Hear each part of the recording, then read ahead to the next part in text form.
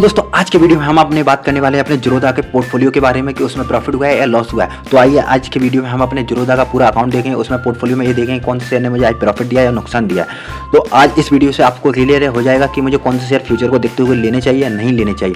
तो वीडियो पूरा ध्यान से देखते रहना। तो सबसे पहले हम अपने ज़ीरोधा का पोर्टफोलियो ओपन कर लेते हैं। जैसे हम पासवर्ड वगैरह फ्लिप करते हैं तो आपको ये मेरा डैशबोर्ड दिखाई दे जाता है जो कि ज़ीरोधा का है। इसमें हम सीधे सिंपल जाके अपने जो पोर्टफोलियो में चलते हैं उससे पहले हम अपने बता देते हैं कि जो कि मेरा फंड है वो कि मेरा 52 रुपये का फंड दिखाई दे रहा है, क्योंकि मैंने सारा ही म्यूचुअल फंड में और जो भी मैंने शेयर लिए थे उसमें मैंने लगा दिया है। तो पोर्टफोलियो में जैसे हम सिंपली चलते हैं, आप लोगों को पोर्टफोलियो में दिखाई दे रहा हो मैंने लगभग 1 लाख रुपये का इन्वेस्टमेंट इसमें कर रखा है, जो कि करंट वैल्यू मुझे 98,000 रुपये की दिखाई दे रही है। जो कि ओवरऑल मुझे टोटल नुकसान की बात करें 1800 रुपये का मुझे नुकसान दिखाई दे रहा होगा आप लोगों को सामने।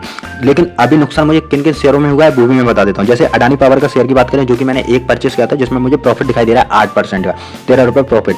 लेकिन आलोक इंडियन में मुझे 400 रुपये का नुकसान दिखाई दे रहा है, बीएससी में मुझे प्रॉफिट दिखाई दे रहा है, एचडीएफसी में मुझे प्रॉफिट दिखाई दे रहा है, रेदा में भी मुझे नुकसान दिखाई दे रहा है, रेलवे में मुझे नुकसान दिखाई दे रहा है, जैसे जियो फिन में मुझे नुकसान दिखाई दे रहा है, जेपी पावर में भी मुझे नुकसान दिखाई दे रहा है। तो ये मेरे शेयर हैं, लगभग मैंने 22 शेयर को होल्डिंग पर रखा है। अभी अर्बन कंपनी में मुझे प्रॉफिट दिखाई दे रहा है, एस बैंक में मुझे प्रॉफिट दिखाई दे रहा है, लेकिन टाटा के जितने भी शेयर परचेस किए थे वो मुझे अभी प्रेजेंट में नुकसान दिखाई दे रहा है। तो ये था मेरा टीएससी में भी मुझे नुकसान दिखाई दे रहा है प्रेजेंट में। तो मैंने ये पोर्टफोलियो लगभग बहुत दिनों से मैंने कवर करके बनाई थी। मैं सीधा आपको इस पे भी दिखा दे रहा हूँ कि मैंने कब से और कहाँ से मैं इन्वेस्टमेंट कर रहा हूँ। जैसे ये होल्डिंग हट्टी आप लोगों को सामने दिखाई दे रहा होगा, मेरा 1 लाख का इन्वेस्टमेंट है और 1,08,000 रुपये का मुझे प्रेजेंट में अभी नुकसान दिखाई दे रहा है। तो ये था मेरा लार्ज कैप में 40% का, फाइनेंस में मेरा 51% का जो मैंने सेक्टर में होल्डिंग करके रखा है। ये मेरा सारा डाटा है प्रेजेंट का।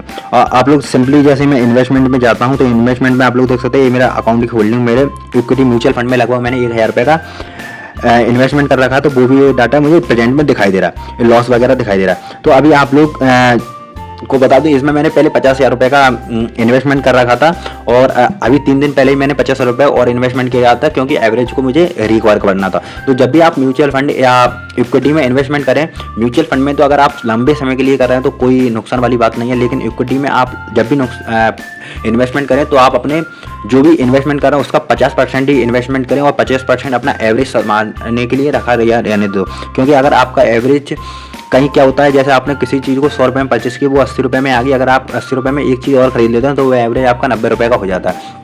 इसलिए एवरेज के लिए हमेशा आपको इक्विटी के लिए कुछ पैसा आपको रखना चाहिए। ओके, अगर आपको वीडियो अच्छा लगा हो तो लाइक शेयर सब्सक्राइब मार देना और वीडियो में मुझे ये बता देना कि मुझे इस पोर्टफोलियो में कौन कौन से शेयर और ऐड करने चाहिए फ्यूचर को देखते हुए। तो प्लीज़ कमेंट में एक बार बता देना, मैं 100% उस शेयर को अपने म्यूचुअल फंड में ऐड करूंगा।